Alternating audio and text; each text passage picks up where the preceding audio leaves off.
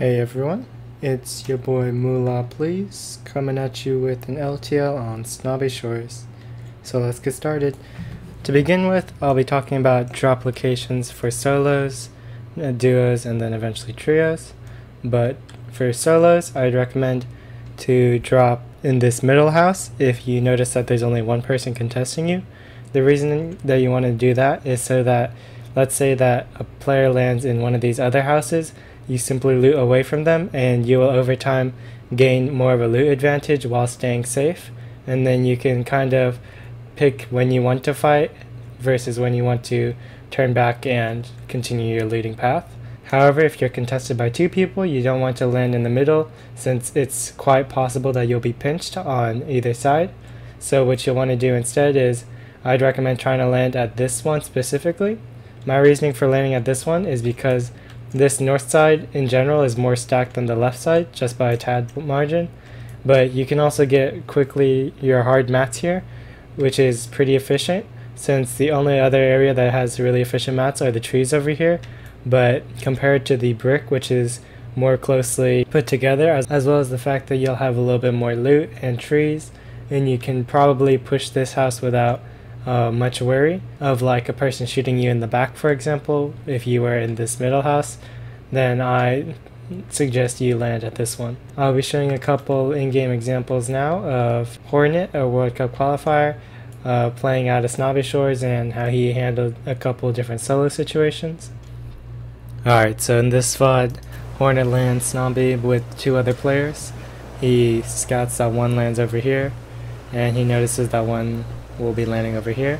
So he takes this middle house, and then after looting, the question essentially becomes which one will he push, since being in the middle, he's going to get pinched if he just stays.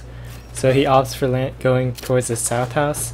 I believe the reasoning is that it has less loot than this player up north, and also the efficiency of hard mats up north is really good since there's a bunch of brick piles that can be farmed. So if the fight does occur, then he can easily just hold Hornet for a long while whilst this player will finish his looting path and eventually third party.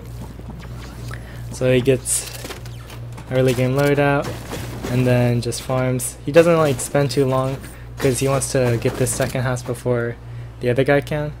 He just skips past it though because his loadout's decent enough already.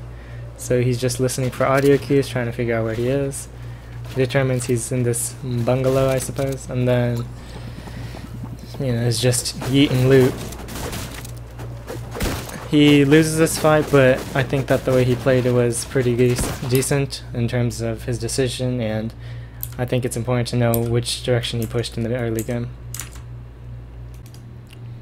This is an example of Hornet splitting Snobby Shores with another player who lands here. He notices that that player is pretty much only low enough to go to that house, so he opts for this middle house. It has more loot than this second house, so it also kind of reduces just like early game 50-50s, since this player has pretty much no choice but to move towards that house. So Hornet has more of a option in deciding when he wants to fight. So he's just looting up. He's on two houses, and the time it takes this guy to loot this first one. You'll see he didn't go for like every floor loot, but like the path he took allowed him to like loot back. He tried to do a little bit of early aggression, but it didn't work out, so he just has the option of walking away, honestly, and it works. So then he knows that like this player will have to come to him because there's no other option pretty much, and so then the build fight starts from here and he eventually gets him. Now for duos, what I'd recommend you do is it's highly dependent on how the other duo decides to split their drop. For example, if they send one lone person here, then sending one of each member of your duo on the opposing houses would be really good, since you can quickly loot them and then push him while his teammate may not be able to react in time. If, however, you do need to make a more permanent split, then I believe that this middle house and this brick house is still best. What you'll want to do as the person in the middle house is loot as much as you can, and then pretty much just stay on the top of this roof, since that way you can watch these players over here since that's the only other area that they'll have to drop at. Meanwhile, this player can farm a little bit of mats, but also loot this, and so over time you'll have more loot. Alright, so in this VOD I just wanted to look at a couple things that I thought were pretty high level from Eon's Snobby and Red Rush. They both qualified at Snobby for duos. If you'll notice, he was already looking in this direction prior to this player, and he wasn't making any sort of indication that he knew. So, because the only way for these players to safely rotate, like while being covert, is on this backside, since people generally don't rotate on this front side of Snobby. And then what they do here is they sort of regroup a bit.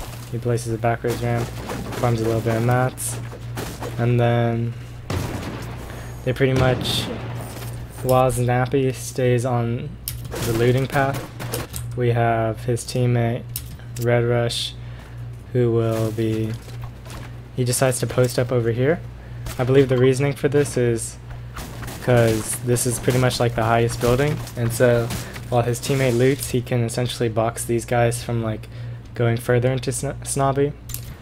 And then once they're ready to fight, they regroup and then get it going. And lastly, for trios, I'd recommend just trying to send maybe 2 people to this middle house and then 1 person to this side house. The reason why you want to send 2 people here in the beginning is because it's quite probable that it'll be the most contested, since it's going to be the one that mainly determines the loot imbalance. And also you can thus send one of your players towards this house early once the initial drops are established, and then you can have this person farm as well as this person just maintain their role of watching these players to make sure that they don't try to push too quickly. Now I'll be talking about the pros and cons and such. So to begin with, what's really good is the fact that there's 4 campfires, so you're pretty much never going to be lacking white health. There's 1 at this house, 2 at this house, and then 1 over here. There's also 3 quads, 1 over in this area, and then 2 over here.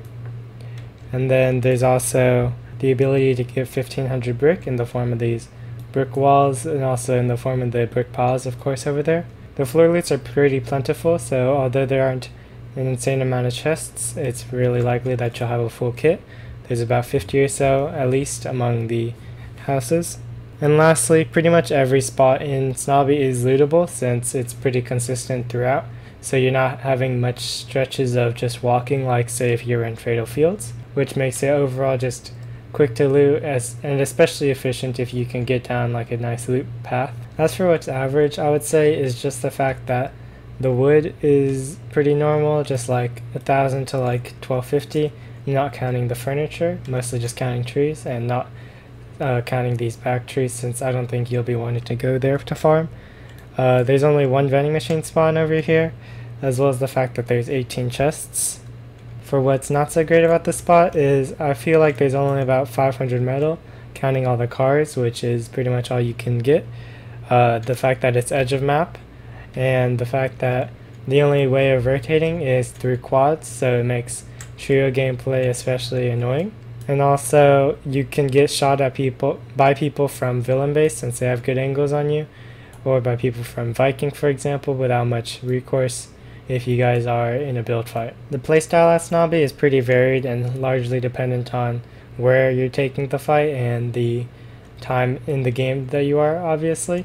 So I generally see build fights occur almost every time, and second most frequently will probably be ARs, just like spamming from across the rooftops, and lastly will be shotguns, since it's not very common for players to box up inside a house, which is the most common type of shotgun battle that occurs in the early game. A couple streamers that I suggest you watch are Hornet FN and PF Zin. Unfortunately, Karhu FN and Scram FN don't really have too many VODs. However, I'd recommend that if you are dedicated to Snobby, then you give them a follow anyway, on the off chance that they are streaming and decide to land at Snobby. Hornet lands at Snobby frequently, however he has subscriber only VODs, and then PF Zin, I believe, speaks in a different language than English, so It's kind of scuffed. Now, as for how I'd rate it, it pretty much just gets worse the higher amount of people you have. For solos, I'd rate it as an 8.5 because although it's not insane in terms of the loot you'll get, it's pretty much guaranteed that you'll be relatively well off, and you'll have the mats that you need from max metal and max brick, as well as probably max wood if you can manage to loot it all in time. And you'll probably have a quad crasher since there's 3 spawning. The rating dips down a little bit as a duo to a 7 out of 10, since rather than it being a really stacked spot, it just becomes kind of average. And then lastly, for a trio, it's not too good because again it's really quad reliant, since those are the only things that spawn, as well as the fact that it's edge of map, so you'll possibly be rotating a sizable distance, and also the loot for a trio is a little bit on the worst side. Not unplayable, but not the best neither. Well, that's pretty much all I have for this video. If you enjoyed it, then leave a like and subscribe. Thank you.